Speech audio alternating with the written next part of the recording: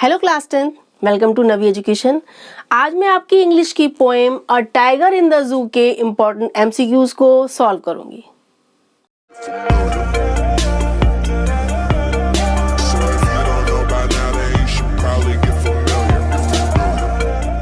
So let's begin. First question है, who has compose this poem? इस poem को किसने कंपोज किया, यानी कि इस पोएम के पोएट कौन है। आपका क्वेश्चन ऐसे भी आ सकता है, who is the poet of this poem a tiger in the जू। किसी तरीके से आपका ये क्वेश्चन आ सकता है।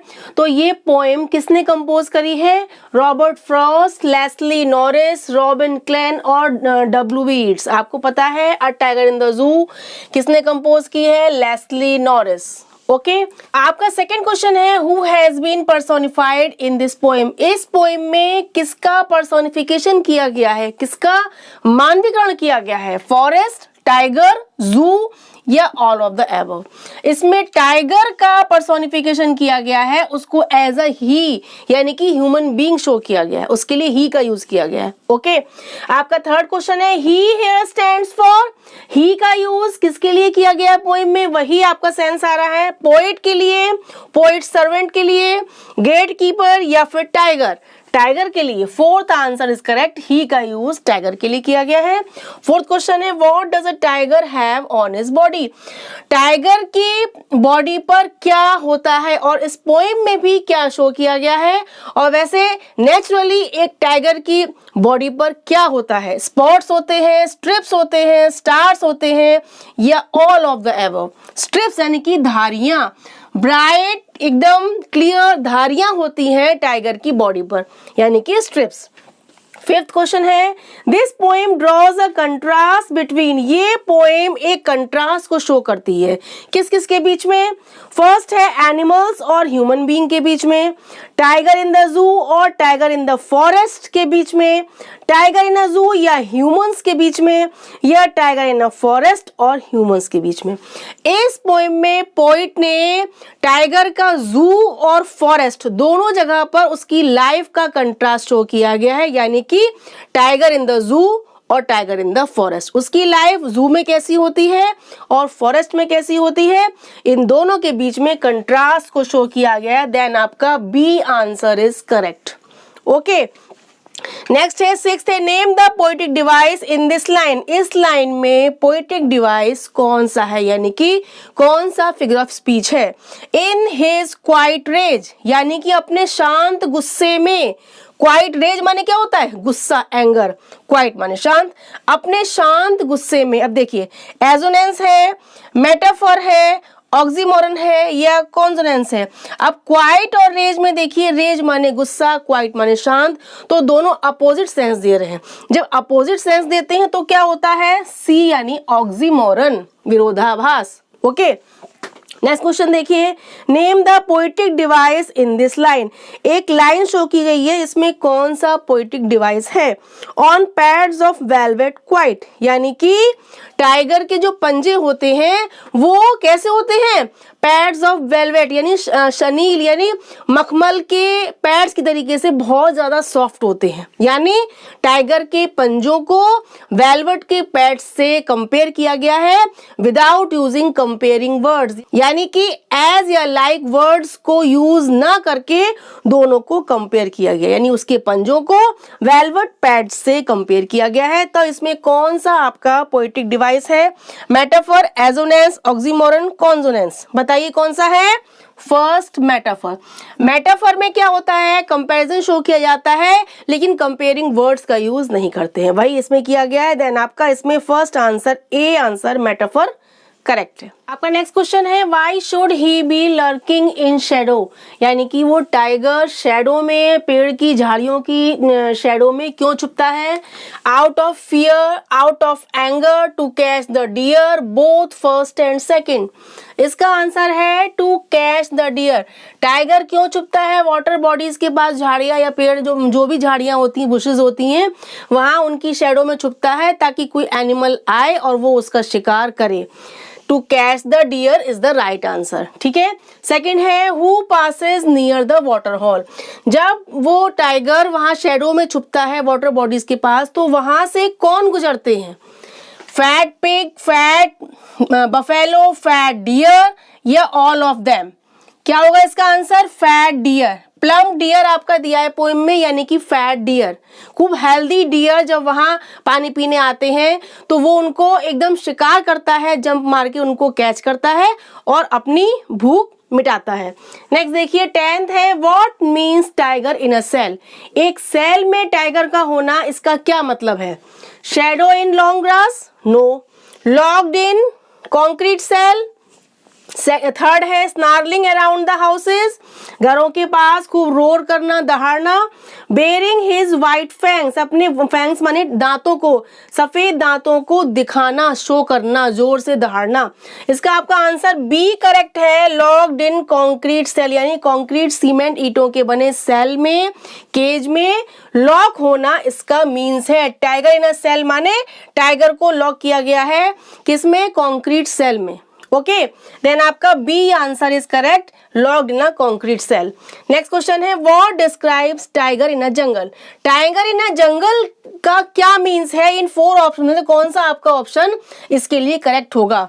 Locked in concrete cell, second है his strength behind bars, ignoring visitors या फिर बेयरिंग हिज वाइट फैंग्स। जब टाइगर जंगल में फ्रीली घूमता है, आजाद घूमता है, तो इनमें से आपका कौन सा आंसर करेक्ट होगा? फर्स्ट है कंक्रीट सेल में लॉक होना, नो। सेकंड है सलाखों के पीछे, बिहाइंड बार्स माने सलाखों के पीछे उसकी स्ट्रेंथ का लॉक होना, नो। इग्नोरिंग विजिटर्स, जो उनको देखने आते विजिटर्स उनको इग्नोर करना, नो। आपका डी आंसर करेक्ट है, बेयरिंग हिज वाइट फैंग्स, यानी कि बहुत तेज जब वो रोर करता है, दहाड़ता है तो अपने सफेद दांतों को दिखाता है, चिंघाड़ता है, यानी आपका D answer is correct. Next है, what does the tiger look at night? Tiger रात में क्या देखता है? पेट्रोलिंग कार्स देखता है, हिज हाउस अपना घर देखता है, स्टार्स देखता है या फिर ऑल ऑफ द एबव? वो ब्राइट स्टार्स को देखता है अपनी ब्रिलियंट आईज से, यानी कि C answer is correct. Next है, द वर्ड स्नार्लिंग मीन्स, आपकी पोइम में स्नार्लिंग वर्ड का यूज किया गया है, उसका मीन्स क्या होता है? फर्स्ट है buzzing sound in the jungle, ठीक है। सेकेंड है sound to make afraid the animals, okay. C है sound in the water bodies and D है साउंड मेड बाय एनिमल, यानी जानवर के द्वारा निकाली हुई आवाज। वैसे स्नार्लिंग मीन्स होता है रोरिंग, दहाड़ना, बहुत तेजी से चिंघाड़ना, आवाज करना, जानवरों का आवाज करना, ठीक है। देन आपका डी आंसर करेक्ट होगा, साउंड मेड बाय एनिमल। यहां पर सेंस है टाइगर का रोर करने से, यहां स्नार्लिंग वर्ड यूज किया गया है टाइगर के लिए, यानी रोरिंग। इस वर्ड का मीन्स इसमें आ रहा है रोरिंग, ओके। नेक्स्ट क्वेश्चन है, how should the tiger walk through the grass? Tiger घास पे कैसे चलता है?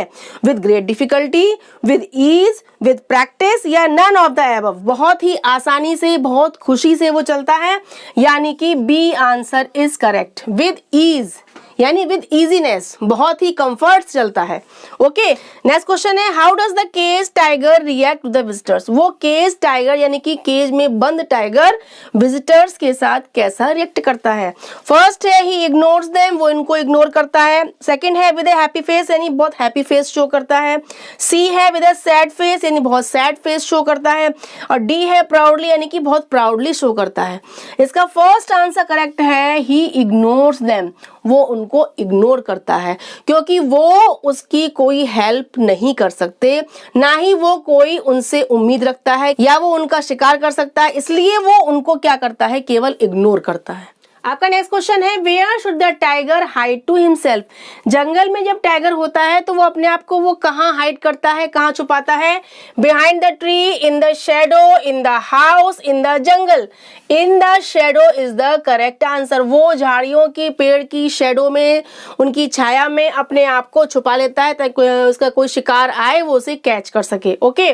सेवेंथ है, the patrolling cars come to dash at night? Patrolling cars रात में आती हैं जू के अंदर, तो वो क्या करने के लिए आती हैं? किल द टाइगर, टाइगर को मारने के लिए। सेकंड है विजिलेट टाइगर, यानी कि टाइगर को वॉच करने के लिए। सी है टेक द एनिमल्स, एनिमल्स को ले जाने के लिए। डी है विजिट द प्लेस, प्लेस को विजिट करने के लिए। B answer is correct, vigilate the tiger, यानी कि टाइगर को वॉच करने के लिए, उसको मॉनिटर करने के लिए वो आती हैं। ओके, नेक्स्ट है where is the tiger strength lock, tiger की स्ट्रेंथ को कहाँ लॉक कर दिया गया है? Behind the jungle, behind the bars, behind the nature, none of them. सलाखों के पीछे, केज की सलाखों के पीछे, यानी कि B answer is correct, behind the bars. Okay, next है वर्ड रेज मीन्स, आपके पोएम में रेज वर्ड यूज किया गया है, क्वाइट रेज है ना, तो रेज वर्ड का मीन्स क्या है? रेज, एंगर, गेट अप या वेक अप, यानी कि आपका बी आंसर करेक्ट है, एंगर। यहाँ रेज का मीन्स है गुस्सा, एंगर। रेज नहीं है, रेज माने क्या होता है? कोई चीज को उठाना, उठना या उठाना, है ना, तो रेज नहीं आएगा आपका, anger is correct answer. Okay, आपका नेक्स्ट एंड लास्ट क्वेश्चन है what is the poet trying to say by ignoring visitors. Poet ने इस पोइम में ये वर्ड यूज किए हैं इग्नोरिंग विजिटर्स, इसका वो क्या सेंस शो करना चाह रहे हैं? फर्स्ट है tiger knows his power is restricted, tiger जानता है कि उसकी पावर कैसी है? रेस्ट्रिक्टेड है, बंद है उसमें, केज में। सेकंड है there is no use of showing rage, गुस्सा दिखाने का कोई भी यूज नहीं है, कोई फायदा नहीं है। या सी है he is less terrorising because of the cage, वो केज की वजह से उनको कम डरा पा रहा है, कम उनको टेरराइज कर पा रहा है। और डी है ऑल ऑफ द एबव। अब बताइए इस लास्ट क्वेश्चन का आंसर क्या होगा? इसका आंसर आपका डी करेक्ट है, यानी कि ए बी सी तीनों इसके आंसर्स करेक्ट हैं। वो अपने जू में आने वाले विजिटर्स को इग्नोर करता है। क्यों करता है? क्योंकि वो जानता है कि उसकी पावर केज के अंदर रेस्ट्रिक्टेड है, बंधक है, बंधी हुई है। Second, there is no use of showing, उसका रेज दिखाना, एंगर दिखाना यूजलेस है। देन वो उनको केज की वजह से उनको टेरराइज नहीं कर पाता है, उनको डरा नहीं पाता है। तीनों आपके आंसर्स करेक्ट है। ये आपके 20 the most important, the most valuable MCQs थे इस पोएम के, टाइगर इन द जू के। आपके ये क्वेश्चंस बोर्ड में आ सकते हैं, केवल इनकी लैंग्वेज डिफरेंट हो सकती है, लेकिन क्वेश्चंस तो आपके यही रहेंगी। जैसे मैंने आपको समझाया था, फर्स्ट क्वेश्चन में क्या था? Who compose the poem. तो अगर आपका क्वेश्चन इसमें आ सकता है who is the poet of the poem, या what is the name of the poet of this poem. इस तरीके से आपका एक क्वेश्चन कई तरीके से आ सकता है, उसकी लैंग्वेज डिफरेंट हो सकती है, बट आपके जो मोस्ट इंपॉर्टेंट क्वेश्चंस है वो यही रहेंगे। सो प्लीज इनकी प्रैक्टिस खूब करें, इनको रिवाइज करें, do more and more practice and do work hard. Bye bye.